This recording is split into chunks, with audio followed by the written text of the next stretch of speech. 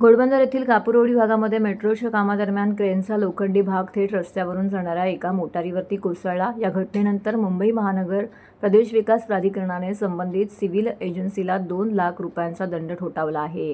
घोडबंदर भागात वडाळा, घाटकोपर, कासारवडोली भागात मेट्रो मार्गिकेचं निर्माणाचं काम सुरू आहे। ठाण्याच्या घोडबंदरच्या दिशेने वाहतूक करणाऱ्या मार्गिकेवरील कापूरहोडी भागात शुक्रवारी सकाळी क्रेनचा भाग अचानक कोसळला। दरम्यान या मार्गिकेवरून जाणाऱ्या कारवरती हा भाग कोसळला, त्यामुळे या मोटारीचं मोठं नुकसान झालंय।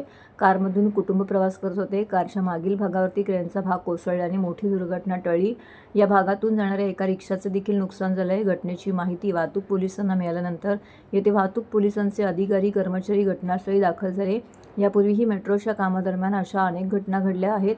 या प्रकरणानंतर आता MMRDAने याबाबतचं स्पष्टीकरण दिलं आहे। MMRDAने दिलेल्या स्पष्टीकरणानुसार 2 मे रोजी कापूरहोडी मेट्रो स्टेशनजवळ एका क्रेनच्या एक्सटेन्शन जीपचा अपघात झाला। सुदैवाने या घटनेत कोणीही जखमी झालेलं नाही।